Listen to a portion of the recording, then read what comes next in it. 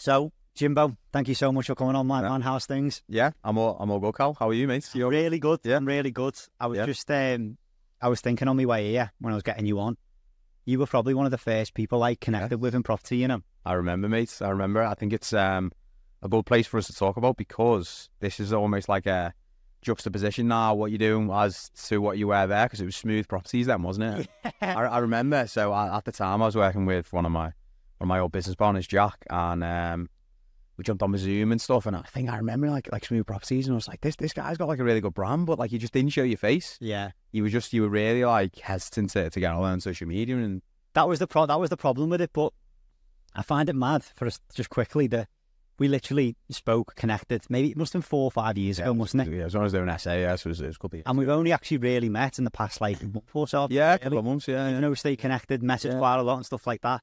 But yeah, funny that. And we live like 10 minutes away, yeah. Literally, yeah. Which is mad. I always remember thinking, because I was working in estate agents, and I was thinking, I wonder if Jim's viewed anything. And you probably did, to be fair, but I never come across you in there. But so they're putting yourself out there. What changed? So that was like 4 or 5 years ago, and it was So basically, then, mate, I was speaking to Joe earlier, and I was just saying, like, it was a confidence thing for me. Yeah, it was. I struggled massively. I don't know why. Don't know why. I just struggled massively, and I think now that I have done it, I wish I just fucking done it. Yeah. Do you know what I mean? Because it's hard, but it's funny that you remember the smooth properties thing. Yeah. Like, I don't reckon anyone knows about that apart from my girlfriend, maybe. Yeah. But it's interesting. But yeah, because you had that place in Oxton, didn't you? I had that. Yeah, that was the Airbnb with the lady of the night sort of thing. But how did you get into it then, Jim?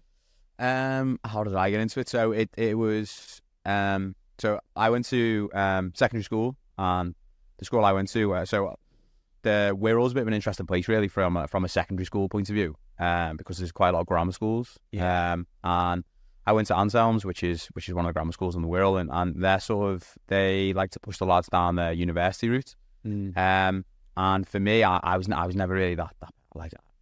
I just sort of knew uni would have been me just getting on it for like 4 years. You know what I mean? I'm just not really doing anything. Whereas Dan's a couple of years older than me, and Dan got an apprenticeship with Airbus. So even at that stage, I always thought like, I don't really want to do that, and sort of doing what I wanted to do, and instead of going with the flow. I've always sort of had that in me, where some people might be like, oh, that's a bit mad, that, because I think if I think back, there was maybe me and one of my mates out of pretty much everyone in our year who didn't go to uni, and our school in particular, and this was a frustration I had with the school, was like they were big on how many lads went to Oxbridge, so Oxford and Cambridge, and I was just like, you're just letting down 99% of the lads, because 99% of the lads don't probably need to go to uni, and there's loads of opportunities out there. So I got an apprenticeship, did that for a couple of years, and then just, I think because I'd started going into the sort of work environment earlier, because I started that at like 18. By the time I got to like 20, 21, I started thinking about stuff. Was like, seeing, really what was the trigger for me was like seeing the guys who were in like the 60s at work, and I was just thinking, do I want this for my life? Do you know what I mean? And I was like, seeing them, and it was like, miserable, aren't they? Well, it's miserable, and like it was like they just end up, I've only got 15 years left, and you're like, what? That's like a mad thing to say. You only got 15 years till you can retire, and then what? Start enjoying your life then. Yeah, fuck that. And it was then I was like, that's mad. That is like absolutely blowing my mind. And that's something me and Jack used to talk about in work. And so sort of had that itch, and then like most people, rich dad, poor dad. That was like the catalyst for most, the classic. Yeah. And then read some Rob Moore, Mark Homer stuff, went to Progressive, and then just sort of went in service accommodation, went in with Jack, and then we had another business partner, Ian, who's got a big HMO portfolio in St Helens. So we had a lease option in St Helens, and then we had a rent-to-rent in Warrington, and the one in St Helens did really well, really, really well. The one in Warrington, mate, was like, it looked a lot nicer than it was. The pictures made it look, you'd look at it and go, oh, that's sound, orange juice on the bed, that's nice there. And then you got there and it was like, whoa, what's going on here? Yeah. And then we got that one, we had sort of like two real like negative experiences from a Airbnb management point of view. We got scammed by builders for like 800 quid. And that was because as part of our T's and C's, and this was my fault, as part of our T's and C's, they had to send a copy of their ID and a copy of the credit card. And during the booking process, we used to have to go in manually and check the signable thing that they'd sent, the ID and the credit card, and then it matched. And I went on it and just seen two JPEGs attached and thought, and just assumed it was okay. And what they'd done is they'd sent the ID twice. So there was just an ID and no credit card. And it transpired they'd nicked someone's credit card, paid for the stay with us, and then the fella who found out did a chargeback on us. So, and I was literally on the phone to the credit card company, like, I've got the Ring doorbell footage of these fellas being in our house. They're like, yeah, but they've nicked this card, and the fella's doing a chargeback. So the chargeback is where the credit card company can get their money back. So essentially, they got a free stay, and we lost 800 quid in between that. Mate. Yeah, and that was like the minute detail that was my fault that I missed. How could that have been prevented though if you would have checked over the card and had the? How could that couldn't have been prevented? Could it? So I would have asked them for the credit card, and obviously they wouldn't have matched up to the name on there. Exactly, and they would have either, well, if they'd sent the credit card over that they'd nicked from someone, it would have had a different copy to the ID because I think they used their ID and they'd nicked someone's credit card. It's a bit moody, that, isn't it? Yeah, honestly, and this is the Airbnb. I'm not like anti Airbnb. I have stopped doing it, but it's, you have to earn your money and stuff. Mate, that's well, yeah, you've done it. Nail on the head. You have to earn your money. Yeah. It's hard fucking graft. It's in my opinion, it's not worth it. When I was doing it, I don't even think there was management companies, but I found it to be a real headache. Like, yeah, it's stressful. Mate, I was literally on. I remember the point. I thought, this isn't for me. I was on a drag lift next to Chloe in Solden in Austria, and I had my headphones in, and I answered a call to Booking.com, and I just thought, what is going on? This is not where it's at. And the challenge we had is like we were too small to start outsourcing stuff, but then like still working full time. It's difficult, and generally, like from a macro point of view, it's one of the things I've learned from property is like at the start. When you're working full time, it's a challenge to juggle stuff. Whether it's we've done some sourcing stuff, we've done some Airbnb stuff, and they're all quite time intensive. And when you've got a job full time, it's difficult to it's a challenge to most definitely. Yeah. It's a balance. But when I see these people doing it now, like I see people doing it, and it's like they're posting on the store. No offense to anyone or whatever, but they're posting on the stories like carrying couches upstairs at like Sunday at like 3 p.m. Like that's not for me. That personally, I just think that's a. Yeah, and this is where and that's like what you just said then, when you're working full time and you're trying to do all that, it's what you've got to do, but I think there's easier ways of making money. Yeah. I think and this is maybe one of the things with property. Airbnb gets lumped into it because it's a business where you use property, but I don't think it's not being a property investor, and it's running a hospitality business. And that is, if that's what you want to do, that's completely fine. I didn't really understand that going into it. I thought I was being a property investor by doing that. I wasn't. I was starting a hospitality business, and that's where you've got to be on it. You got to be on it with your nightly rates. You got to be on it with your website. You got to be on it with your marketing to the guests. There's all that side of it which you've got to be on it. Which, as a property investor, you don't have to do as much of that stuff. It's more about developing the properties. Yeah. So that was the first one, and then I'll tell you the second one, because the second one was like. We got it would have been like the 22nd of December. We got a booking from a fella. He rang me actually, and he was like, it was him, sorry, his missus and his autistic son. And he's like, we've just been kicked out of our house. Can we stay at your place over Christmas? And I was like, yeah, sound okay. No worries. Like, so we booked from the 22nd till the 27th or 28th, I think it was. And I was on a night shift on Christmas Eve in work, and then I was getting up straight from night. No, I was going home straight from night, and then we were driving to see Chloe's family in Leeds, and we were going to rugby in Headingley. So my plan was to sleep on the drive over to Leeds, and then spend Boxing Day in Leeds with Chloe's family. And as we were like on the M62, and I'd just done a night shift, and I was hanging out, this fella rang me off his bean, like out of it, completely out of his bean. He's like, "Me missus has kicked me out. I've lost the key. I need another key. Can you come and drop another key off?" Check the Ring doorbell. Been having a party all night. Been getting coke delivered, everything, and I was just like, "Oh my God." Luckily, Rido is obviously based in St. Helens, and this was the one in Warrington, and he sort of like dispatched himself there and gave him a key. Luckily and stuff, and then the bloke goes to me like, when he checked out, he's like, "Can we stay over New Year?" I was like, "Mate, you can't coke delivered on Christmas Eve. Can you stay over New Year?" No. So that was like, yeah. So I think maybe 4 or 5 months after that, we sort of decided to stop the Airbnb stuff, and that was when we were going into COVID. Because it was, fair play to people who do it successfully, because it's fucking graft, mate. And like I was saying about about people carrying couches up and doing all that. Like, I ran a moving business, I know how hard that is, but people who are running it, sort of outsourcing it for it, it's absolutely incredible. And I know you can make, really good money from it. It's just not it's not the avenue for me personally. When I did it, I managed to get a couple of long-term bookings, and you can get them, mate. Gold dust, absolutely amazing. But still, but there's always that like anxiety of like when that ends. There's always that with it, and I suppose that's ultimately your job in that business. Like, but like you said, fair play to anyone doing it properly, because it's an incredible.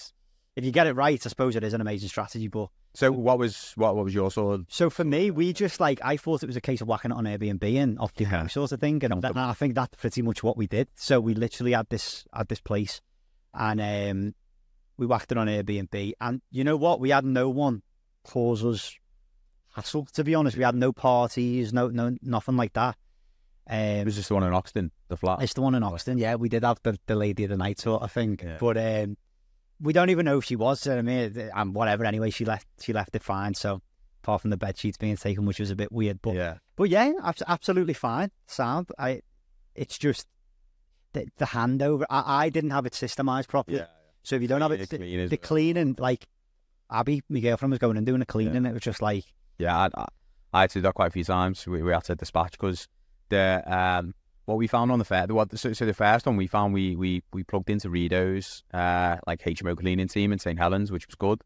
Warrington was like a new area for us, and we had a really good cleaning team. They were spot on, but they were expensive, and it just killed our profit. Like, but then if that part of that business isn't right, you're done. That's it. You are done. I was thinking though, when I was doing it, I need to be setting up a cleaning business here. Well, and this is where it sprouts up. But then cleaning business, do you want to run a cleaning business? Yeah. Like staff turnover and... Well, that's it. And but I was thinking if you specialised in a cleaning business for Airbnb hosting, especially if you're in this marketplace anyway, and you know it, you're well connected. Yeah. I know a lot of people doing it in Liverpool, Chester, stuff like that. You probably could. That's a story for another day, I suppose. Yeah. Anyway, but that's and that was an interesting point, because I've had a lot of people speak to me, and I'm sure they spoke to you about like rent-to-rents in Liverpool, rent-to-SAs in Liverpool, and that sort of stuff. And we deliberately, when we started, didn't choose to do it in Liverpool, because we wanted to target the contractor market. We went for like the satellite towns around like Liverpool, in between Liverpool and Manchester, because that's where we thought the value was. Liverpool, from a service accommodation point of view, I just think I'm not like directly in it. I'm sort of on the edges. I just find it's difficult, because there's a lot of people doing it. There's a lot of people doing it. Difficult, very difficult. And I think Liverpool's like, everyone sort of flocks to Liverpool, instantly. Might go on a course, and then Liverpool's like the number one. Yeah, it's cheap. Yeah, exactly. And then, but if you look at I looked recently at the nightly rates, and some of the nightly rates some people are getting, I couldn't find anything cheaper than like 150. Yeah, it's a lot. On like a Thursday or a Wednesday, which is mad. Like I say, if you get it right. But what are your thoughts on like the sort of rent-to-rent strategy then?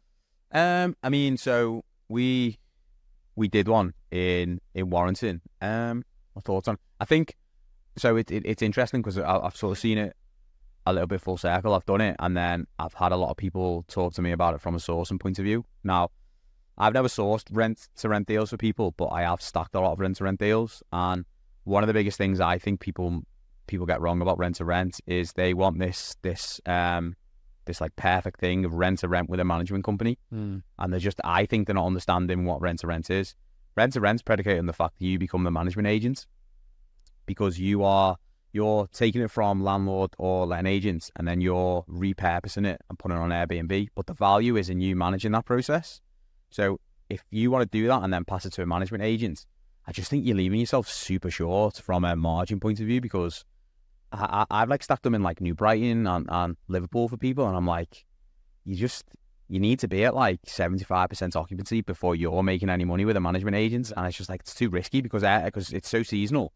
And really, until you've probably done a property in a location for 12 months, you don't know how it's going to perform. And there's also loads of other external things like COVID, that just smashed everyone. There's loads of external things that will go into that. So I'd say only after 12 months will you know in that area, February, March is normally quiet, and whereas the summer's really good. So to like go into it for like 75% occupancy before you're making money, I think is risky. Scary. Yeah, it is. Yeah, but people get sold that dream of like rent to rent with a management company. And I just think fundamentally they're misunderstanding what rent to rent is. Rent to rent is you become a management agent. That's where you're making your money, whether it's an HMO or SA. Yeah, I don't. I would never do. I would never do it personally. Like, do you know what? When I was a bit young, like a few years ago, I was thinking, oh, do I do that? And I think you can kind of get carried away with, like you just said, then you hit the nail on the head. 75% just to break even is that. In some places, fuck that for a laugh, mate. No chance on earth. No chance on earth. I also don't like putting money into other people's asset personally. People are different, but I would not start putting a new kitchen into. I'm too tight to put a kitchen in my own house. I'm not going to start putting into someone else's. Do you know what I mean? So that's how I think personally. Not for me. Again, people make it work, don't they? Yeah. Like I know Kyle and Leon. They're smashing rent to rent HMOs in Liverpool and Manchester, smashing it. Happy days. But I think something. Whenever I've seen people do well at rent to rent, they sort of double down on it and they create really good management systems. And because that's the job, that's your job as a rent to rent person, is to be a management agent, and you're effectively a letting agent, but you're changing the purpose of it either into HMO or SA. And there's definitely margin to be made, but again, like most things, you have to earn it, because it's a management business, isn't it? Which from a cash flow point of view, can be good. But it's just, I think, and this, this is one of the biggest things I've learned, mate, is like going into stuff, you need to understand the outcome, because if you just blindly go into stuff, you just, that's how you can lose money and get stung. Looking back now, would you do anything different? Would I do anything different? I think I would. I'd definitely look to raise finance and find partners quicker. Yeah. Because we, after the sort of Airbnb stuff, we got our own buy to let. We saw stuff for people. And I just think, with sourcing, I think what I struggled with is we were looking at the quick money, and I think that fundamentally, when I've like sat back and analysed it, I think that was a belief thing. I think, because really for sourcing, essentially there's like two sides to it. There's deal pipeline and investor pipeline, and if you can get really good at deal pipeline, your job then is to find investors. And my opinion is it's just as easy to find money to lend people off as it is to find sourcing clients. It's an interesting take, that. So why not do that? Because you can keep it. Yeah, you can make $3,000 on a property or $5,000 on a property, but someone else might make a lot more than that over 25 years, and it depends. It's like, it depends on your time horizon. If you extend it, that for me suddenly changes your mindset to finding partners and raising money, because over a long enough time horizon, you want to build your portfolio rather than just taking the $3,000 and $5,000 chunks. And that's something for me is something I've learned over definitely the last couple of months. Yeah, which has changed what we're doing. Yeah, which that's really interesting, mate. I think I'd be really good. I've sourced a couple of bits, but I think I'd be really good at sourcing if I took a real step into sourcing, doing a proper business source. I think I'd be really good at it, because I know the deals I sort of find are like incredible. Yeah, to blow through, but they're really good. Yeah. I don't think I'd sell anything to someone that, I don't know, it's hard to say that, isn't it? But I think if I took the sourcing up, I'd do really well. I have thought about it. I've toyed with the idea, but I don't think I'm going to go into it, to be honest. But see what happens. I've sourced bits and bobs, but I think you need to run it as a fully fledged business, don't you? Yeah, and I mean, so you come from an estate agency background, so you're probably better positioned than me. we talk about source and talk about this, but you are effectively an estate agent. Yeah. And there is inherent challenges to the business model in it can fall out of bed at any point during conveyancing and you don't get paid. And you might have to refund reservation fees and stuff like that. And you might pump a lot of time into that. Yeah. And you don't get paid. That could still happen with a JV or a angel finance, but you'd still have the money to go again. Yeah. To find another deal, wouldn't you? That's a really interesting take, what you said, though, about, like, it is probably the same amount of work to find them investors, isn't it? I think so, yeah. Yeah. I think so, yeah. How have you found, then, sort of working with investors in terms of, like, finding them? Is it from, how have they sort of come about? Is it from, because you've been on the Instagram scene for quite a while, haven't you? Content posting and stuff like that. Is that where you sort of found it from, or? I'd say a mix, really, yeah. Social media, some paid for networks, some not paid for networks. But again, like I was going into it, particularly over the last 12 months, from a sourcing point of view. And I don't know, there's a lot of people who like the idea of stuff, but until like the rubber hits the road, and you put something in front of them, they don't necessarily want to execute. So something we started implementing, and this would be my advice to anyone who's starting to source, is if you have onboarded an investor, give them a dummy deal within the first week, just to see how they act. It's clever, that. Because seriously, like we've had it, particularly if you're sourcing stuff through estate agents, and you're effectively they're getting leverage out of your reputation with an estate agent, and they're paying you for that, which is fine when it works out. But if I bring you a deal and I basically primed the estate agent saying, I've got someone who'll buy this, and then I give it to you and you're like, that's what I don't like about it. Risky, isn't it? Risky, because fundamentally it comes back to you or me on our reputation. Yeah. And then next time they'll go, oh, Cal, he chats shit, he's all fart, no one's going to buy it. That's it. That's exactly it. And that's what, I think we had that discussion when we met up the other day about estate agents. Definitely, I know for a fact firsthand that if you're pulling out of deals left, right and centre, it's not your name becomes bad in that estate agent. And estate agents move around. Yeah. So you'll have a sales negotiator or a manager. It's quite incestuous the way they actually move around different branches. Yeah. I worked in there and everyone knew everyone. Yeah. And people talk. Yeah. And if you're pulling out of deals, even one I've seen people, someone pull out of one and they've been, blacklisted sort of thing. And people don't think that's true, but it definitely is.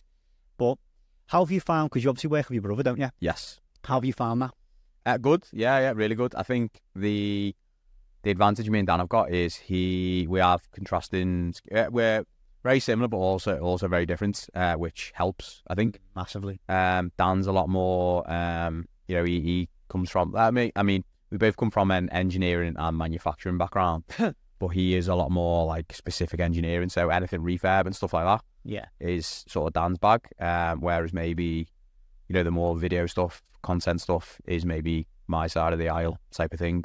So it's good doing that because there's a nice split. I do, people who do it by themselves, fair play, because it's hard when there's two of you. So if you're by yourself, it must be difficult. And even when there's the days where you're a bit like, oh, it's a bit shit, this, isn't it? At least you've got something. Normally you have those times when maybe you're on a down, and when there's two of you, maybe you're on a down, but the other person's on an up, so you can sort of bounce off each other a bit.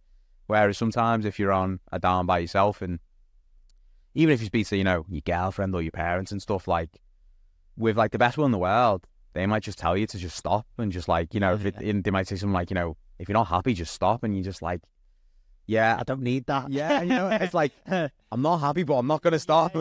It's almost, and because I've been there loads of times, and I'm sure you have, and the sort of rationale I use is I know if I stop, I'd be more miserable. 100%. Because it'd be like, well, what if? Yeah. That'd send my head scatty. I think that now I'm really reaping the benefits of the last 4 or 5 years. I can't believe now where I'm at. When I actually look back, I think a massive thing is to go on a podcast and speak to someone, and you realise you've got to speak about yourself, and you realise, fucking hell, I have come far, in that period of time. When I was 20, I did want a certain amount by sort of 25, but when you actually deep it and think how far you've come. Well, I mean, particularly for you, mate, you know, you were talking about, like, I literally remember smooth property. Yeah. Like, you wouldn't show your face. Yeah, yeah. Whereas now, like, you know, you've got one of, like, the fledgling, you know, property podcasts in the UK, like. Thanks, mate. I appreciate that. I think it's sick, mate. Yeah. No, I appreciate that. But yeah, that's exactly it, though. And you've got to look how far you've come. And I think being the type of person me and you are, you know, everyone in sort of who does this thing is, you kind of don't look back and you just want to go. And it's just, it can be quite it can be quite bad for you in a way. I think you need to look back and, you know, see how far you have come. But I think I think on that, one of the things I've learned is to change what my targets are. So like you know, me and you have spoken about social media and stuff like that, and that's where I spend a lot of my time and focus for our business. And, you know, I think 4 years ago I would have been like, 10k followers, 10k followers, 10k followers, and really, can I control that? Probably not. The only way I can control that is the content I put out there. So the metrics I need to use are the inputs, not the outputs. So, like, I've got a target to post a piece of content on Instagram. To post a short form piece of content for a whole year, every single day. And I've got a habit tracker on my phone, and I'm like 43 days in. And now I've gone through stuff. I understand that's the way to get where I want to get to. Not just, like, you know, can sit there and, you know, sit in the bath and say I want 10k followers on Instagram, but that's not going to get me there, is it? Whereas, like, I am adamant that if I post on social media, if I do a reel every day, in a year's time, I'll be in a different situation and opportunities will have come to me. And I firmly believe that. Might be 10k, might be 5k, might be 3k, might be 25k. Yeah. I don't know, do you know what I mean? But I have a belief that I will be in a different situation after doing that. Yeah. So understanding the input and then having the belief that by the back end I'll be in a different situation has been a big thing for me. Like, definitely. Do you put a lot of pressure on yourself, Jim? I think everyone in this space does, because naturally you always, like, it's funny. I was speaking to Scott before, and, like, we were talking about jiu-jitsu, because Scott's done a bit of that, and, like, I was training last night, and, like, I've accepted now with jiu-jitsu that I'm just going to be shit at it. And no, I have, because I'm busy with work, I'm busy with property. Like, I've just had to accept that's, like, falling down the pecking order, and I'm going more for, like, a mental thing than, like, getting really competitive. And again, I think this comes with age and experience, because when you're younger, you just want to smash everything. You want to be the best. You want to be the best. And it's like, realistically, like, in the example of jiu-jitsu, like, you know, there's guys there who are in uni who can train every single day. You know, they're like 18, they can train every single day. I'm never going to be able to do that. So for me to compare myself to them, it's just like, you're always going to feel shit if you do that. Whereas I know, if, like, right, you know, I've got other stuff going on, I'm trying to build a property business, I'm trying to do something else, I'm doing that for, like, a mental release. And when I go, I'll try my best. I'll keep in shape outside of jiu-jitsu, but, like, that's not what I'm optimizing for at this moment. I'm just doing it as, like, something as like another stress in my life. Sorry. So that's definitely something I've sort of come to. But, you know, I'm like everyone. You know, you do, don't you? Yeah, of course you do. Yeah, because you just think, oh, fuck's sake, and you feel shit about stuff. And that's where having business partners and stuff, and, you know, this can help. Yeah, definitely. What about you? I don't think I do, and then I speak to someone and think, fucking hell, I put way too much pressure on myself. I speak to someone, like, say my girlfriend, she's like, you're trying to get all this done in a day, like, just calm the fuck down, like, you're like a nutcase. Yeah, which I am, and I think. Right, so here's one then. So tell us what's your day look like? You get up, what time? What you do? What time do you go to bed? It's different every day, but, like, the past month, I have been up. I'm not a morning person, like, do you know what I mean? I get up when I get up. I got about 7, and I will, like, I'll literally work. I'll happily work all day, literally from 7 till, like, 11 at night. No problem at all, especially in the past month. And then again, putting pressure on myself to go to the gym, get in the sauna, all that kind of, go on a run. I'm trying to do, like, 65 miles every month. I just put pressure on myself from every angle.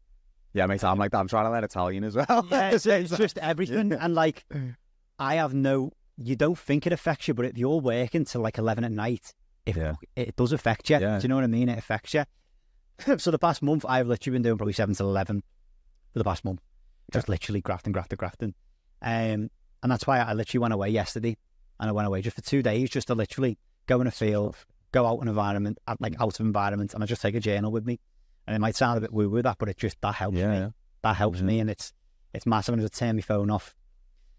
Didn't really turn my phone off, but I turn my work phone off, and kind of just, I think getting out of environments and like just having a journal, just things like that help me. Other things may help you in different ways, but to the point, I put a hell of a lot of pressure on myself, and I only realise that when I speak to someone. Yeah, probably not you or someone in this space, but me. Yeah, or outside of it. Yeah, they're just like, what the? Do you know what I mean? If I get a list and I've got to do that list in that day, and if I'm not, I'm thinking about it. Yeah, and I'm torturing myself in my head, like, you haven't done this, you haven't done that, which is not a good. It is a good way to be. Well, so here's the challenge I think we all have. How do you balance like being happy with where you've got to so far? Because like we will have all done things previously, and like, you know, you were saying, if I had a podcast and I'd done like 25 episodes, I'd be buzzing with that. And you've done that, and you're just like, oh yeah, whatever, not asked. Whereas like 4 years ago, you wouldn't even show your face on camera. So it's like, how do you temper like being happy with the progress you've made, whereas you still want to improve? Yeah, to be honest, it's a difficult question, that, because with like the podcast and stuff and put myself out there, I am so proud of myself and what I've done, just in terms of just getting myself on a camera and speaking to. I'm proper proud of myself, putting a face to a name on my Instagram. That for me was fucking massive. My worst fear was like friends finding out, or like ex-colleagues or family. Yeah, judgment ultimately, isn't it? Judgment. And now I do care. That's a lie, but that to me is massive. But the property thing, I'll always want more and more and more. Like business things, I always want more and more and more. And I can't understand the being happy with some. It sounds a bit stupid, that, but I think because ever since a young kid, I've wanted more, which sounds mad. But with the podcast and the page and stuff like that, that's just kind of new. I never thought I'd do that, to be honest. Is it? But and it was. So I suppose that stuff's a vehicle for the other stuff, isn't it? Yeah, that's what I was saying with Joe earlier on. It's like, I'm only doing this stuff to help with that other stuff. To help with that other stuff. Which is where the personal development side of it's important, because a few years ago, you were scared about putting yourself out there, judgment, colleagues, friends, all that sort of stuff. But it's like, will you let that stop you make the progress you want to make over here because of that? And it's ultimately like, if you know, your mate going, fucking hell, lad, you're a bit of a muppet for doing that video, is like going to stop you from getting where you want to get to. Is like, really, when you think about that, you're like, well, nah, like, I'm not going to let that happen. But, you know, for some people, it takes a lot to get over that. But I'm in a position now where the people I am speaking to are my friends. Like, friends, whoever's been on is a friend. So I'm around that constantly, and that's why I'm very, very, very passionate now about putting yourself out there and being in the space that you want, being surrounded by people who are doing stuff you want to do, which is massive. Yeah, mate. So I think I was telling you about the mentor we've just started working with, and like it pushes you like to it. It just makes you take like the blinkers off in terms of what you think is like a big thing. Yeah. So we just had our first offer on HMO accepted, and it's going to be a 3-bed to 6-bed conversion, and we get in buzzing. And then and this again, it's that tempering it with like, we've done really well so far, but it's like, you know, he's got like 8 projects going on at once. Yeah. And it's just like, ultimately that's where we want to get to, but he wants to get to like, you know, 20 projects at once. So it's just like, it does feel like it's that hedonic treadmill of like always more, which I think is always going to be innate in us. So it's about trying to take the little wins every day and like the little steps and enjoying every bit, particularly when it's shit, because, you know, every single one of us is like, you know, you spent hours on this one investor, and then he's just like, oh nah, and you're like, mate, I've literally spent like, particularly when you're working, and this is where like, I think it's really difficult when you get into this and you're working, and a lot of people say, you know, you can be financially free in this time or whatever, and it's just, when you're working, it's so hard because you've just got so much less time, and it's not just time, it's like, it's time and high quality bandwidth time is the way I like to think about it. And you know, like we said about this sort of stuff, it's like, this takes a lot of mental bandwidth to do, like recording content and podcasts and stuff. Whereas if you've been in work for like, you know, 8, 9, 10 Oh, man. hours a day, and then you're then opening the laptop at like 7, and you're like, right, I've now got to start working on my property business. And, you know, don't get me wrong, you can reframe that and say you get to work on your property business and stuff like that, but you still, you know, you've been in work for like 9 hours, do you know what I mean, or whatever. You don't have as much time to put into it, and again, that's where the pressure stuff, you know, because you can just think, oh, I can just out hustle everyone, outwork everyone, but you're like, if you just have less time to do it, it's like, it's just so you need to take the pressure off yourself and just expand it a bit and say, okay, yeah, maybe it's going to take me longer, but I will get there, but it's going to take me longer because of my constraints. But if you've got a job, it's generally lower risk because you've got a job. Yeah. So it's like it's trade-offs, isn't it? And a balance, like. That's interesting, mate. That's interesting. But Jim, it's been amazing speaking to you, mate. I always love speaking to you. And like I say, you were the first person I really connected with in terms of the property thing. You were the first person we actually like, and because you were local as well. Yeah. It was mad to think, oh, you know, similar age doing all that stuff. So yeah, but thank you so much for coming on. If anyone wants to sort of connect or get in touch, where's the best place to find you, mate? Yeah, best place is Instagram. So just type in Jim Holland, Jim_Holland property. On YouTube as well, Jim Holland as well. Yeah, just give us a shout, give us a message, anything can help with. Yeah, and I'm sure I'll be back, mate. Thank you so much, Jimbo. Nice, all the best. Nice one, Cal. Cheers, pal.